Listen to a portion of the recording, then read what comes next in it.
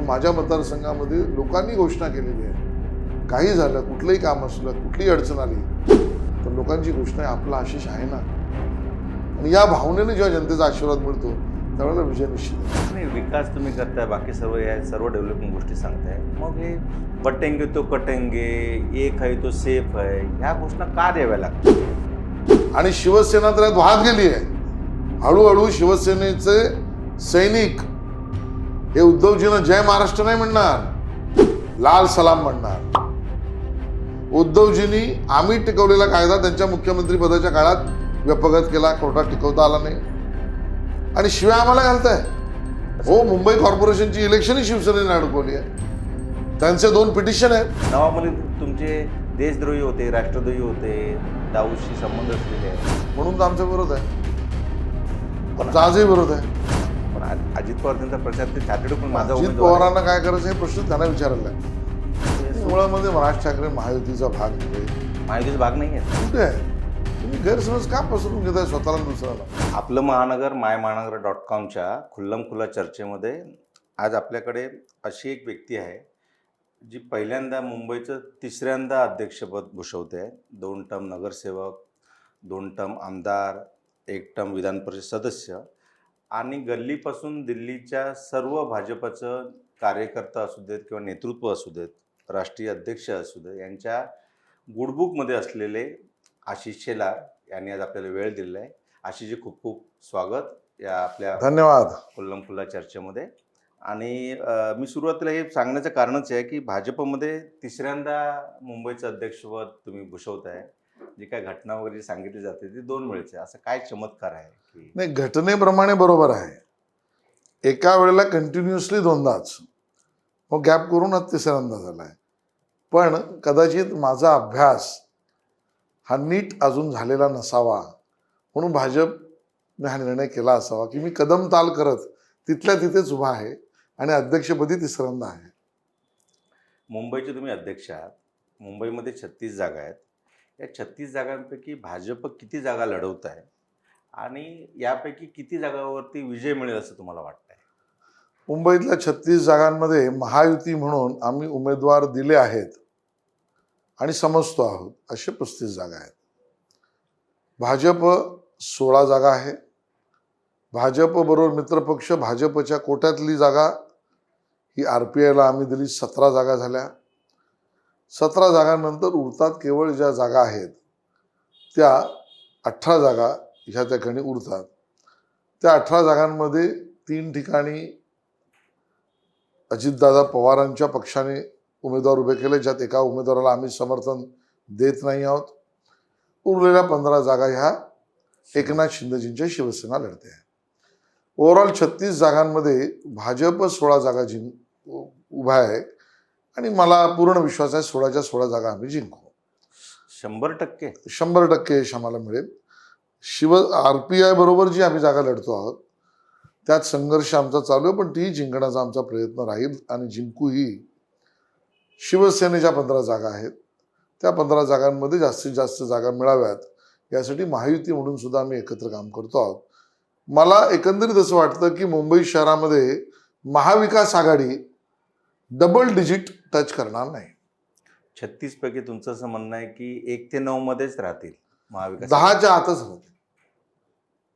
Okay, हा आत्मविश्वास म्हणावा की आत्मविश्वास? मला असं वाटतं की माझ्या आकलनावर म्हणतोय. आकलन जे असतं हे आजच्या तारखेचं आहे, निवडणूक अजून 7-8 दिवस पुढे आहे. पण आत्मविश्वास पण आहे, आत्मप्रौढी नाही. उद्धवजींसारखा अहंकार तर बिलकुल नाही. तुम्ही जे आता म्हणालात की ज्या 2-3 जागा की त्यापैकी 1 जागा जी आहे नवाब मलिक यांची, इथे तुम्ही काय तिथे जे दुसरे उमेदवार आहेत सुरेश पाटील यांना तुम्ही पाठिंबा दिला आहे. आता नवाब मलिक हा जो विषय होता हा सुरुवातीला देवेंद्र फडणवीस यांनी सांगितला, तुम्ही सुद्धा स्पष्ट भूमिका घेतली की आम्ही प्रचार करणार, तरी पण अजितदादा ठामपणे सांगतायत. मग हे महायुतीमध्ये सर्व आलबेल आहे का की काय? 100%. नवाब मलिक तुमचे देशद्रोही होते, राष्ट्रद्रोही होते, दाऊदशी संबंध असलेले आहेत, म्हणून तर आमचा विरोध आहे, आमचा आजही विरोध आहे. पण अजित पवार त्यांचा प्रचार ते छातीड पण माझा अजित उमेदवार आहे. पवारांना काय करायचं हे प्रश्न त्यांना विचारायला लागतील. तुम्हाला अजित पवारांच्या पक्षाशी संबंधित प्रश्नांची उत्तर मी नाही देऊ शकणार. आम्ही काय करतोय, भाजप भूमिका काय घेतं याचं उत्तर देऊ शकतो आणि देणार. आम्हाला त्याचं समर्थनही नको, आम्ही त्याला मानतही नाही आपला, आणि आम्ही त्याचा प्रचारही करणार नाही. पण छुपा पाठिंबा वगैरे असं नोव्हेंबर काहीच नाही. छा छा छा छा छा. तिकडे असलेला शिवसेना एकनाथ शिंदे पक्षाचे सुरेश पाटील यांना आमचं समर्थन आहे. आमचे कार्यकर्ते त्यांचं काम करतात, केलंही पाहिजे. आता मुंबईमध्ये असं आहे की एका जागेवरती तुम्ही मनसेला पाठिंबा दिलाय. नाही, हो. बाळा नंगावकर मिनिट्स. हा बाळा, हे खरं आहे. होय बाळा नंगावकर यांना तुम्ही पाठिंबा दिला. होय. आणि अगदी सुरुवातीच्या काळामध्ये माहीम दादरमध्ये तुम्हीच पुढे येऊन सांगितलं होतं की आमचे महायुतीचे उमेदवार अमित ठाकरे यांनंतर तुम्ही यू टर्न केलं आणि सांगितलं आता आम्ही सदा सरंकर आमचे उमेदवार. हे काय आहे नक्की? नाही, नाही, तुमची गल्लत होते. विड्रॉलच्या आधी, फॉर्म भरायच्या आधी महायुतीने अमित ठाकरेंना समर्थन द्यावं ही भूमिका आम्ही मांडली. भाजपने नाही, एका पक्षाने, महायुतीने. त्याच्यावर चर्चा तिन्ही पक्षाच्या नेत्यांनी करावी. तिन्ही पक्षांच्या नेत्यांनी चर्चा केली, त्यानंतर त्यातला रस्ता निघतोय का हा प्रयत्न झाला. अमित ठाकरे यांच्या जवळ आणि आपला मुलगा असल्यामुळे सहानुभूती आणि प्रेम आमचं आहेच. पण महायुती म्हणून जेव्हा निर्णय झाला आणि महायुतीचा उमेदवार सदा सरवणकर यांनी मागे घेतला नाही, विषय संपला. त्यानंतर कोणी बोललंच नाही. पण त्या माहीमच्या एका जागेवरून महायुतीमध्ये कलगीतुरा रंगलाय असं वाटतंय का तुम्हाला? काय नाही, हा पत्रकारांचा गैरसमज आहे, त्यांनी दूर करावा. प्रत्येक टप्प्याला काय काय स्टेटमेंट केले ती बघावीत. तुम्ही सकाळचा नाश्ता रात्रीच्या जेवणाला घातलात की विचका होणार. आणि म्हणून सकाळी आम्ही काय म्हटलंय, फॉर्म भरायच्या आधी, विड्रॉलच्या आधी, त्याच्यानंतर चर्चा झाली. तुम्हालाही माहिती आहे, मुख्यमंत्री बंगल्यावर कोण गेलं, शिवतीर्थावर कोण गेलं, आपापसात चर्चा आली. नंतर त्याच्यातनं काही फलित निघालं नाही, विषय संपला. हे विचारण्याचं कारण आहे की आज राज ठाकरे यांनी भायखळ्यामध्ये यामिनी जाधव यांना पाठिंबा दिला. तिकडे कर्जत खालापूरमध्ये राष्ट्रवादी म्हणजे शिंदे गटाचे जे आमदार आहेत थोरवे यांच्या विरोधात जो अपक्ष आहे त्याला पाठिंबा दिला. मावळमध्ये त्यांनी अजित पवार यांच्या गटाच्या विरोधात जो भाजप प्रणित बंडखोर आहे बापू भेगडे यांना पाठिंबा दिला. त्यामुळे राज ठाकरे यांना घेतल्यामुळे किंवा त्यांचा छुपा पाठिंबा, कारण ज्या पद्धतीने राज ठाकरे अटॅकिंग मोड हे केवळ भाजप सोडून बाकी सर्वांवरती करतायत, तर ह्यात थोडं एक लार्जर पर्स्पेक्टिव्ह, मुंबईचे जरी तुम्ही अध्यक्ष असलात, एक भाजपचे वरिष्ठ नेते आहेत, त्यामुळे राज ठाकरेंच्या ह्या सगळ्या येण्यामुळे हे मुळामध्ये राज ठाकरे महायुतीचा भाग नव्हे, महायुतीचा भाग नाही आहेत. कुठे आहेत? तुम्ही गैरसमज का पसरून घेताय स्वतःला दुसऱ्यांना? ते कुठे महायुतीत आहेत? कधी त्यांनी म्हटलंय, कधी आम्ही सांगितलंय. ते त्यांचे उमेदवार उभे करतायत, ते प्रचार करतायत. आम्ही आमचे उमेदवार उभे करतोय, आम्ही प्रचार करतो. जिथे त्यांचा उमेदवार नाही तिकडे त्यांनी काय करायचं हा त्यांचा प्रश्न. जिथे आमच्याकडे उमेदवार नाही आणि आम्ही दोन्ही म्हणजे तिन्ही पक्षांनी काय करायचं आमचा प्रश्न. जसं तुम्ही शिवडी म्हणालात, तर शिवडी अजय चौधरी का बाळा नांदगावकर, ती सीट आम्ही एकनाथ शिंदे शिवसेना पक्षाला सोडली होती. तर तिकडे कोणी नाही, तर आम्ही त्या ठिकाणी आमची 30-35,000 मतं आहेत, आम्ही बाळा नांदगावकर यांच्या मागे उभी केली. म्हणून ते पक्ष महायुतीत नाही आहे ना. त्यांनी म्हटलंय ना आम्ही म्हटलंय. त्यांच्यावरही अन्याय करू नका, आमच्यावरही करू नका. निवडणुकीनंतर होऊ शकतं हे काय शक्य? ते माहित आहे बघा, मुळामध्ये आत्ता चित्र इतकं स्पष्ट आहे की एकनाथ शिंदे शिवसेना, भारतीय जनता पार्टी, रामदास आठवले रिपाई, अजितदादा पवार राष्ट्रवादी काँग्रेस, आमचं मिळून महायुतीचं सरकार क्लिअर मेजॉरिटीने येईल.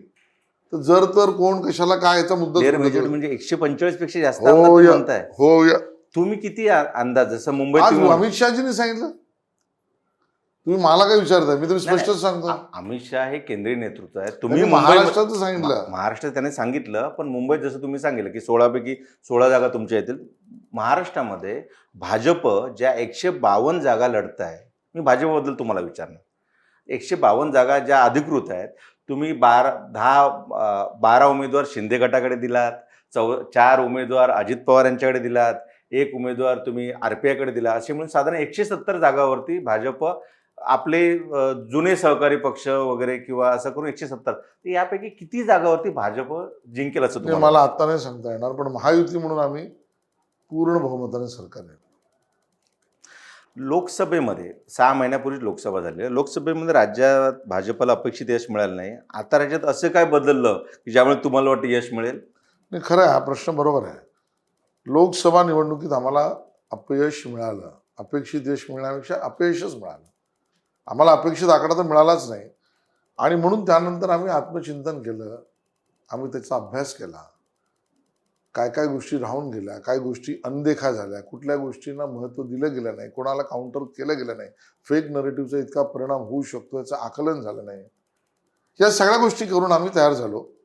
एक, संघटना तयार झाली. 2, महायुती म्हणून आम्ही मजबूत एकत्र राहायचं ठरवलं. 3, आणि गेल्या 4 महिन्यामध्ये 5 महिन्यामध्ये लोकाभिमुख कामांचा सपाटा लावला. आज प्रत्येक माझ्या 2.5 कोटी माता भगिनींना लाडली योजनामधनं थेट तिच्या भविष्याचा विचार करून तिच्याशी संवाद केला गेला, तिला मदत केली गेली, सहकार्याची भूमिका केली गेली. आज वयोश्रीमधनं माझ्या ज्येष्ठ नागरिकांच्या अकाउंटवर थेट मदत गेली. शेतकऱ्यांच्या वीज बिलामध्ये कपात झाली. सौर ऊर्जा निर्मितीतून काही लोकांना फुकट मिळायला लागली. 10,000 रुपये अशा कौशल्य विकासाचे निधी माझ्या विद्यार्थ्यांना मिळायला लागला. टोल फ्री झाला. ST प्रवास फ्री झाला. या ठिकाणी या सगळ्या व्यवस्था उभारता फॉरेन डायरेक्ट इन्व्हेस्टमेंटमध्ये महाराष्ट्र पुढे गेला. जे प्रकल्प बंद करण्याचा तकादा उद्धवजींच्या काळामध्ये शरद पवार काँग्रेसने लावला, नाणार नको, आरामको नको, बुलेट ट्रेन नको, आम्ही रोजगार आणायला सुरुवात केले. प्रोजेक्ट सुरू केले. अटल सेतू पूर्ण झाला. कोस्टल रोड पूर्ण झाला. बुलेट ट्रेन काम पुढे गेलं. विकासाची प्रगती आणि सामाजिक व्यवस्थांमध्ये मदत याच्यातनं जनतेची भावना बदलली आहे की एक खोटं बोलणारे खटाखटपेक्षा हे न बोलून देणारे महत्वाचे आहेत. हा बदल झालेला आहे. पण हे विकास तुम्ही करताय, बाकी सर्व या सर्व डेव्हलपमेंट गोष्टी सांगताय, मग हे बटेंगे तो कटेंगे, एक है तो सेफ है, ह्या घोषणा का द्याव्या लागत आहेत भाजपला? चूक काय? पण जर तुम्ही डेव्हलपमेंट वरती आम्ही काम दोन्ही करताय, बोलतो ना. आम्ही काय बोललं पाहिजे आम्ही ठरवणार. आम्ही म्हणजे अहंकारापोटी नाही बोलत. आमची स्ट्रॅटेजी आम्हीच ठरवणार ना. ती कोणाला पटली नाही म्हणून आम्ही बदलली पाहिजे असं कुठे आहे? विकास हा महत्वाचा मुद्दा घेऊन पण आम्ही महाराष्ट्रात अशी परिस्थिती आहे का बटेंगे तो कटेंगे? पूर्ण उत्तर ऐकल्यावर तुम्हाला कळेल का नाहीये. का 6 लोकसभेतल्या 6 विधानसभेत लीड मिळतो आणि एका विधानसभेमध्ये एका पर्टिक्युलर समाजाची मतं वेगळी पडतात, त्यांना आज सुरक्षित केलं जातं. याला काय म्हणणार? याला वोट जिहाद नाही तर धर्मयुद्ध म्हणणार. ही परिस्थिती महाराष्ट्रामध्ये महाविकास आघाडीने आणलेली आहे. आणि कटेंगे तो बटेंगे हा शहरी नक्षलवादाच्या विरोधातला नारा आहे. आज शहरी नक्षलवाद, माओवाद हिंदुस्थान कापायला निघालाय. लोकांची माती भडकवायला निघालाय. जगामध्ये भारताची प्रतिमा मलिन करायला निघालाय. अमेरिकेत जाऊन त्यांचे पुरस्कर्ते विचार मांडणारे राहुल गांधीजी असो तिकडे, किंवा इथे आज वायनाडमध्ये जमात इस्लामीच्या समर्थनावर उभी राहणारी प्रियंकाजी गांधी असोत. भारताचे 2 तुकडे असले पाहिजे. साऊथचा तुकडा वेगळा आहे, हे वेगळं राष्ट्र आहे, हे म्हणणारा DK शिवकुमारचा भाऊ कोण आहे? अरुणाचल नॉर्थ ईस्ट मध्ये हे वेगळं राष्ट्र आहे, ही भूमिका पनपणाऱ्या लोकांशी मदत करणारी काँग्रेसची छुपी युती काय सांगते? हिंदी आम्ही मानणार नाही, देशात ही भाषाच नाही. आदिवासींमध्ये जाऊन राक्षस म्हणजे रावण आमचा देव आहे. मूळ पुरुष कोण ही मांडणी करणारे कोण आहेत? जाती जातीमध्ये ही पगडी आमची नाही, ती पगडी आमची, ही मांडणं करून विषण्णता पसरवणारी कोण आहेत? एक OBC समाज म्हणून एकत्र राहिलेला आमचा समाज, याच्यावर जाती गणनेच्या आधारावर आता विष पैदा करायचं की अरे तेली, कोळी, माळी, साळी, अरे साळी तुला मिळालं बघा आता इतक्या वर्षात, माळी तुला नाही मिळालं, ही भावना करून पसरवण्याच्या भूमिका घेणारे कोण आहेत? शेड्यूल कास्ट, शेड्यूल ट्राईब मध्ये एकत्र आमचा समाज, त्याला फायदा मिळतोय, आनंद आहे. त्याला डिव्हिजन करा आणि त्याला सांगा तू नवबौद्ध, तुला आतापर्यंत इतकं मिळालं, तू चर्मकार आहेस, तुला इतकं कमी मिळालं. हे जाती गणनेच्या आधारानंतर सांगून विष पसरवणारे कोण आहेत? म्हणून एक रहेंगे तो सेफ रहेंगे, कटेंगे तो बटेंगे यासाठी आहे. विकास करणार, सामाजिक उपक्रम करणार, व्यवसाय रोजगार आणणार, पण सलोखा पण ठेवणार.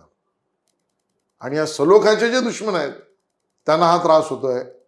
आणि म्हणून आणि मग इंदिरा गांधीजी काय म्हणत होत्या, हो हमें एक रहना है, म्हणजे काय होतं? आणि त्यामुळे हे सोयीचे अर्थ काढले जाऊ नयेत. एक रहेंगे तो सेफ रहेंगे ह्या शहरी नक्षलवादाच्या विरोधातलीच भूमिका आहे आणि आम्ही जनतेपर्यंत पोहोचवणार. पण जातगणनेनुसार जर समजा ज्या काय फॅक्टर लोकसंख्या जनगणना मागील 15 वर्षापेक्षा जास्त वेळ झालेली नाहीये किंवा आताही तुमच्या काळात का नाही झाली काँग्रेसला विचारतो आम्ही. पण जातनिहाय जनगणना जर होत असेल तर भाजपचा तुमच्या विरोध काळात काय का आहे? नाही झाली? नाही, भाजपचा विरोध काय आहे? आमचा विरोध आहे असं मी म्हटलेलंच आहे. आम्ही म्हटलं याचा हेतू काय, याचा हेतू स्पष्ट करावा ना. आणि आम्ही म्हणतो ओबीसी मध्ये डिव्हिजन, माझ्या शेड्यूल कास्ट शेड्यूल ट्राईब मध्ये डिव्हिजन, आणि हे सरसकट देशभरात दिसत आहे.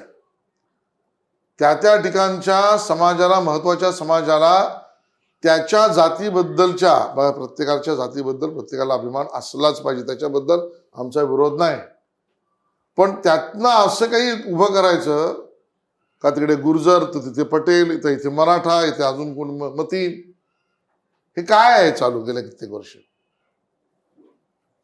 आम्ही जेवढं वन नेशन वन टॅक्स करू, वन नेशन वन इलेक्शन करू, one nation one ration card करू, जेवढी एकात्मतेची भावना आणू, तेवढं हे डिव्हिजन जे चालू आहे ना, हे अर्बन नक्षलाइट्स आहेत, ही इकोसिस्टीम आहे. आणि काँग्रेस जे देवेंद्रजी म्हणाले पूर्णपणे त्या जाळ्यात अडकलेली आहे. कारण काँग्रेस आता शक्तीहीन झाली आहे आणि म्हणून ही जी इकोसिस्टीम मधली शहरी नक्षलवादी यांनी आता काँग्रेसचा ताबा घेतलाय आणि शिवसेना तर यात वाहत गेली आहे. हळूहळू शिवसेनेचे सैनिक हे उद्धवजीनं जय महाराष्ट्र नाही म्हणणार, लाल सलाम म्हणणार. हुतात्मा चौकात जातील की नाही माहित नाही, लेनिनग्राडची कथा सांगतील. या दिशेने प्रवास चालू आहे. ही माझी भीती आहे, प्रश्नचिन्ह आहे. मागील 5 वर्षामध्ये ज्या पद्धतीने जातीपातीमध्ये त्याला सगळेच राजकीय पक्ष कारणीभूत आहे. ज्या पद्धतीने मराठा आरक्षण पेटलं, ओबीसीचं आरक्षण जे आता कसे सगळे पक्ष जबाबदार आहेत सांगा मला. सर्वच पक्ष जबाबदार आहेत ना. कसे? ज्या पद्धतीने जातीपातीच्या विषयातलं विष यात भारतीय जनता पार्टीने केलेलं एक काम सांगा. इनफॅक्ट आजही आम्ही सांगतो एक रहेंगे तो सेफ रहेंगे, आजही आम्ही सांगतो कटेंगे तो बटेंगे. मराठाला आरक्षण देणारा भारतीय जनता पार्टी, त्याचा कायदा करणारा भारतीय जनता पार्टी, हायकोर्टामध्ये टिकवणारे देवेंद्र फडणवीस, सुप्रीम कोर्टामध्ये टिकवणारे देवेंद्र फडणवीस. मला एकाने कायदा केलेला सांगा, शरद पवार साहेबांनी केला त्यांच्या ते मुख्यमंत्री किंवा त्यांचं नेतृत्व असलेल्या सरकारमध्ये? नाही. अशोक चव्हाण तेव्हा काँग्रेसमध्ये असलेले, विलासराव यांनी, विलासरावांनी तर मराठ्यांना देता येणार नाही म्हणून सांगितलं. उद्धवजींनी आम्ही टिकवलेला कायदा त्यांच्या मुख्यमंत्री पदाच्या काळात व्यपगत केला, कोर्टात टिकवता आला नाही. आणि शिवाय आम्हाला घालताय. हे काय चाललंय आम्हाला माहित नाही. तुम्हाला विचारण्याचं कारण आहे की कारण ओबीसीचं राज्यामध्ये म्हणणं. ओबीसीचं सुद्धा आहे. ओबीसीचं केंद्रामध्ये तुम्ही आहात. राजकीय आरक्षण महाराष्ट्रातलं टिकवलं पंकजाताई खात्याच्या मंत्री असताना देवेंद्रजींनी. सुप्रीम कोर्टात बाजू नाही मांडली उद्धवजींच्या काळात. याला आम्ही दोषी आहोत. पण आता उद्धवजींचं सरकार जाऊन 2.5 वर्ष झालं. मग सुप्रीम कोर्टात का अडकवलंय उद्धवजींना? आमचा हा प्रश्न आहे ना. शिवसेना अडकून ठेवलाय. हो, मुंबई कॉर्पोरेशनची इलेक्शनही शिवसेनेने अडकवली आहे. त्यांचे 2 पिटिशन आहेत. तो पेडणेकर आता गेला, मला वाटतं दुसऱ्या पक्षात गेला कुठेतरी. विड्रॉ करावी त्यांनी पिटिशन्स. म्हणजे भाजप भीते म्हणून निवडणुका पुढे नाही जात. कुठला मुद्दा आहे हा? नरेटिव्ह काही, ही अर्बन नक्षलाइटची कार्यपद्धती. कोण घाबरतंय कोणाला? ते 107 वरनं आले 82ला. हो, आम्ही 32 वरनं 84ला गेलो. घाबरायचं काय? एक नरेटिव्ह चालवायचा आणि तो इकोसिस्टीमने वाढवायचा. याला आता आम्ही काउंटर करायचं बरोबर शिकलो. आणि म्हणून आता संविधान खोटं चालणार नाही आणि लोकांना इथे कळलेलं आहे.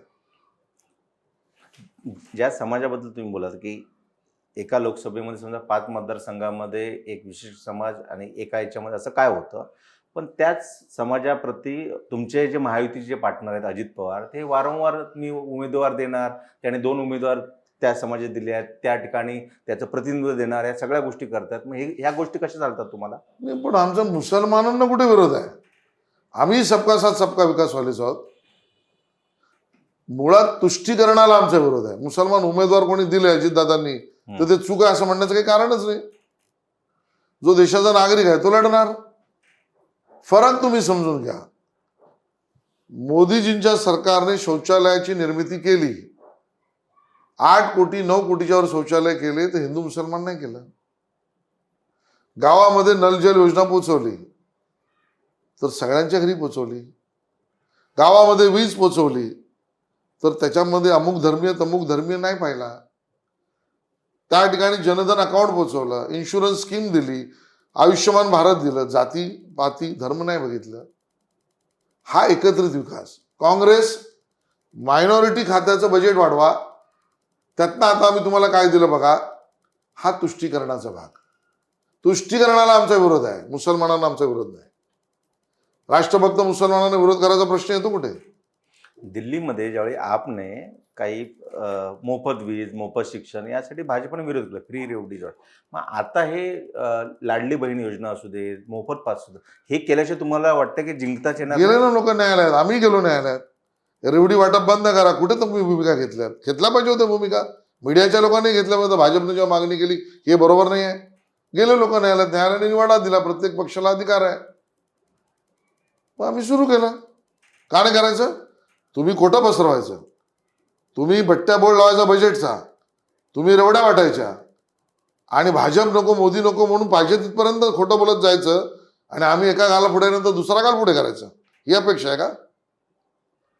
आणि म्हणून आम्ही राज्यही चालवतो, त्याला परमनन्सी ज्याला म्हणतो स्थैर्य, ही भूमिकाही घेतो. राष्ट्रीय, आंतरराष्ट्रीय, बहुराष्ट्रीय, आंतरराज्यीय करारांचं पालन करून संविधानिक पद्धतीने यंत्रणा राबवतो आणि लोकांना मदतही करतो, लोककल्याणी करतो. 2019च्या निवडणुकीपेक्षा 2024ची निवडणूक बीजेपीसाठी आव्हानात्मक वाटते का तुम्हाला? बघा, प्रत्येक निवडणूक ही आव्हानात्मक असते. मी कुठल्या निवडणुकीशी तुलना करणं हे आपण म्हणू एकाच वेळेला ते योग्य असतं. पण प्रत्येक निवडणूक ही वेगळी असते. पण 24ची निवडणूक आणि 19ची निवडणूक समान नाही. 19च्या निवडणुकीतही महायुती जिंकली होती. विश्वासघात आणि गद्दारी उद्धवजींनी केली, दगाबाजी केली आणि मुख्यमंत्री पदासाठी तिकडे गेले. आता आम्ही कॉशियस आहोत. 2024ला महायुती जिंकेल, आम्ही एकत्र राहू.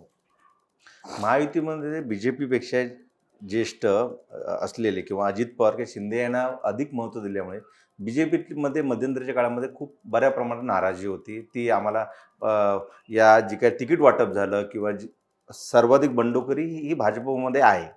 तर हे सगळं बीजेपी एक पक्ष म्हणून पुढे नेतेवेळी इतर पक्षाच्या नेत्यांना मुख्यमंत्रीपद देणं, महत्त्वाची खातं देणं आणि भाजपच्या कार्यकर्त्याला फक्त सतरंजा उचलायला लावणं, अशी एक भावना भाजपमध्ये आहे. हे तुम्ही कसं बघताय? ही भावना नाही, हा तुमचा प्रश्न आहे. आम्ही सगळे संघ स्वयंसेवक आहोत आणि आम्हाला लहानपणापासून आम्ही गीत शिकलेलो आहोत. असू आम्ही सुखाने पत्थर पायात येईल, मंदिर उभारणे हेच आमचे ध्येय. आम्हाला ध्येयाशी मतलब आहे, आम्हाला 100% भाजपशी मतलब आहे. त्यातला जो पडाव येईल तो त्या राजनैतिक आव्हानानुसार आम्हाला पार करायला लागेल. ज्यावेळेला 4 पक्ष वेगळे लढले, लोकांनी आम्हाला सगळ्यात मोठा पक्ष केला. ज्यावेळेला 2 पक्ष वर्सेस 2 पक्ष लढले 19ला, आम्हालाच लोकांनी मॅन्डेट दिलं. आता 3 पक्ष मिळून एकत्र आमच्यावर येणार असतील तर आम्ही त्याच रणनीतीने लढणार आहोत. तुम्ही अशी अपेक्षा कशी करता की ते अनैसर्गिक एकत्र येऊन आमच्यावर हल्ला करतील आणि आम्ही म्हणायचं नाही आता हा गाल झाला दुसरा गाल घे?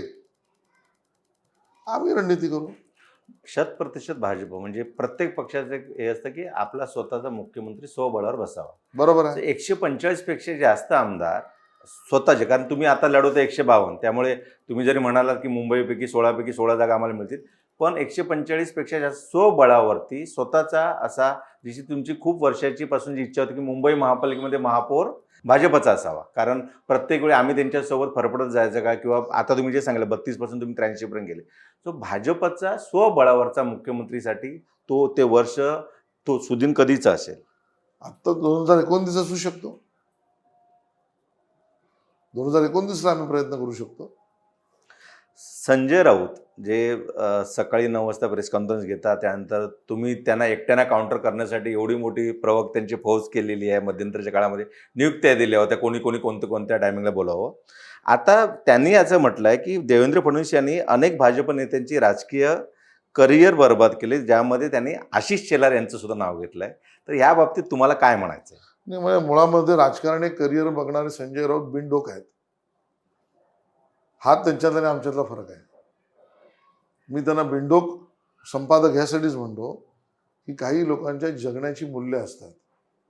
काही लोकांच्या सामाजिक काम करण्यामधल्या विचारधारांची स्पष्टता असते. काही लोकांच्या कार्यकर्ता म्हणून काम करण्यामध्ये हेतू आणि उद्देश स्पष्ट असतात. करिअर म्हणून उद्देश बघणारे जी लोक आहेत तीही संजय राऊत सारखी. माझ्यासारखा जो माणूस राजकारणात आलाय तो स्वयंसेवक म्हणून आलाय, तो कार्यकर्ता म्हणून आला. आम्हाला कधीच स्वप्नात नव्हतं आम्ही मंत्री बनू, अध्यक्ष बनू, अजून कोषाध्यक्ष बीसीसीआयचे बनू. आम्ही ह्या अपेक्षा घेऊन आलोच नाही. देवेंद्रजी कधी करिअर म्हणून आलेच नाही. ते मुख्यमंत्री झाले सहज कार्यकर्त्यांचं पाठबळ, नेतृत्व, संघटना प्रेम या सगळ्या त्यांच्या असलेल्या गुणांवरती झाले. हे करिअर म्हणून येणारे लोक एकमेकांशी भांडतात आणि आमच्याकडे करिअरचा भाग नाही. आता मला चिंता वाटायला लागली की त्यांचं प्रवक्तेपद हे जे करिअर आहे ते मातोश्रीशी आहे का सिल्वरओकशी आहे हे पहिलं त्यांनी ठरवावं. तुम्ही अनेक वर्ष संसदीय राजकारणामध्ये आहात, पण निवडणुकीत खालच्या पातळीची व्यक्तिगत टीका होते. म्हणजे नाव घेऊनच बोलते 2 दिवसापूर्वी सदाभाऊ खोत यांनी केलेली. हे सगळं म्हणजे एवढं राजकारणाचं, महाराष्ट्र राजकारण एवढं चिखल कधी झालेलं नव्हतं ह्या नाही, पद्धतीने. याची सुरुवात उभाटा शिवसेनेने केली. याची सुरुवात संजय राऊतने केली. मी तुमचे सुद्धा समर्थ- वाचाळीवर प्रवक्ते आहेत ना, नाही आहेत का? कधी कधी कोणानंतर मी सुरुवात म्हणतोय. तुम्ही हीच शिवसेना उभाटाबद्दलची स्पष्टता तुमच्या डोक्यात आली पाहिजे. आणि म्हणजे तुमच्या म्हणजे आमच्या सर्व नागरिकांच्या डोक्यात. जेव्हापासून संजय राऊत यांनी चुथडा करायला सुरुवात केलाय याचा अर्थ समोरचा आमचा असो वा कोणी असो त्याला त्यात उत्तर दिलेलं बरोबर आहे माझं मत नाही. महाराष्ट्राच्या राजकीय संस्कृतीचा चुथडा संजय राऊत आणि उभाटा सेनेने केलेला आहे. कुठलंही उद्धवजींचं भाषण काढा, कुठलीही संजय राऊतांची प्रेस काढा, संजय राऊतांच्या प्रेसमध्ये शिव्या शाप, महिलांना शिव्या शाप, नाही कोणी विचारताय. तुम्ही त्यांना, तुम्ही हा प्रश्न आम्हाला विचारताय, विचारा, आम्ही उत्तर दिलं पाहिजे. आमचं समर्थन नाही. पण उभाटा सेनेने महाराष्ट्राच्या या सगळ्या सभ्य राजकारणाचा चुतडा केलेला आहे आणि त्याचा त्यांना अहंकार आहे. कालही राज ठाकरे म्हणाले आम्ही तोंड सोडत नाही आहोत, त्याच्यावरही ते बोललेच. आणि त्याचं कौतुक आपल्यासारख्या मीडियाने करू नये अशी आमची अपेक्षा आहे. अजित पवार यांना सोबत घेतल्याने भाजपचे नुकसान झाले तुमच्या मुखपत्रातून किंवा वारंवार बोललं जातं. तुम्ही एक मुंबईचे नाही, अध्यक्ष आहात. भाजपच्या मुखपत्रातून नाही बोलला, पाचजन्यमधून संघाच्या काही संघाच्या मुखपत्रातून म्हणत. मुखपत्रातून त्यांना तो बोलले. अधिकार आहे मांडायचा. पण तुम्हाला काय लोकशाही आहे. वाटतं, असं काय नुकसान झालंय का नाही, मला नाही भाजपाचं? वाटत. मला असं वाटतं की अजितदादाचा पक्ष हा आम्हाला ॲडिशनच होता, वाढीचाच होता, फायद्याचाच होता आणि आहे. त्याची तुलना जर तुम्ही त्यांच्या राईशी कुठल्या अन्य पक्षाशी करणार असाल तर तो कदाचित त्यांच्यावर अन्याय होईल, कोणावर, अजितदादांवर. आणि म्हणून मला असं वाटतं तेव्हाही फायदा झाला आणि आताही आम्ही एकच आहोत. आशिष शेलार हे लोकांना माहिती आहेत की नगरसेवक, आमदार सगळ्या गोष्टी असतेवेळी क्रिकेटमध्ये खूप काही गोष्टी रस दाखवतात. शरद पवार यांच्याशी सुद्धा ट्युनिंग जुळते, सर्व पक्षीय नेत्यांशी सुद्धा जमते. प्रमोद महाजननंतर यांच्यानंतर जर कुठला भाजपचा नेता जो सर्वपक्षीय, सर्वांना मोड बांधत्या सगळ्या गोष्टी आहेत, तर या सगळ्या याच्यामध्ये तुमच्यावरती, तुम्ही एकदा मंत्री झाले, मुंबईचे अध्यक्ष 3 वेळा झाले, तुम्हाला त्यापेक्षा एलिव्हेशन किंवा भाजपकडून अजून काय मिळावं असं वाटतं का? नाही बघा, मुळामध्ये फ्रँकली सांगायचं झालं तर पुढे जाऊ नये असं कोणाला वाटणार नाही, प्रत्येकाला वाटेल. आणि त्यामुळे तो त्या प्रोसेसमधला मी एक आहे. पण मला आता पुरतं कळून चुकलेलं आहे किंवा मला तरी त्या प्रश्नाचं कोडं सुटलेलं आहे की काही माझ्या वरिष्ठांना मी ह्या पुढे काही काम करावं वेगळ्या पदावर असं वाटतंय का, असा माझ्या मनात प्रश्न आहे. आणि त्यामुळे दिलेलं काम आता इतकं पुरेसं आहे. नाही, असं का वाटतं म्हणजे तुम्हाला? मी आज 3ऱ्यांदा अध्यक्ष झालो, याच्या पुढे काय? याच्या पुढे माझ्याबद्दल निर्णय करणारे करतील पक्षामध्ये. माझ्यावर अन्याय झालेला नाही, मला सगळं पक्षाने दिलं, मी समाधानी आहे. पण कदाचित माझं मूल्यमापन आता इथपर्यंतच मी काम करावं असं तर पक्षाचं नाही ना. म्हणजे मुंबईपुरतंच तुम्हाला सीमित ठेवावं असं वाटतंय मला, म्हणून मी पक्षाशी बोलीन. फडणवीस पुढचे मुख्यमंत्री, म्हणजे इनडायरेक्टली त्यांनी काय थेट जाहीर केलं नाही, अमित शहा आज सुद्धा बोलले नाहीत, मात्र खरंच तुम्हाला वाटतं की फडणवीस मुख्यमंत्री होतील 2024ला? बघा, याचं उत्तर माननीय अमित भाईंनी स्पष्टच दिलंय. तिन्ही पक्षाचे नेते बसून त्यावर निर्णय करतील वरिष्ठांशी बोलून. आपण शेवटच्या सेगमेंटकडे येतोय की महायुतीमध्ये आपल्याला ज्या पद्धतीने ही लाडली बहीण जी काही योजना आहे ती मुख्यमंत्री लाडली बहीण योजना ही एकनाथ शिंदे यांची योजना अशा पद्धतीचं एक कॅम्पेन किंवा ज्या पद्धतीचं हे सुरू केलं. नंतर देवाभाऊ तुमच्या मदतीला आहेत अशा पद्धतीचं कॅम्पेन झालं. सो ही जी योजना आहे आणि मग पिंक आणि मग पिंक, बरोबर तुम्ही बोललात, आणि मग नंतर पिंक.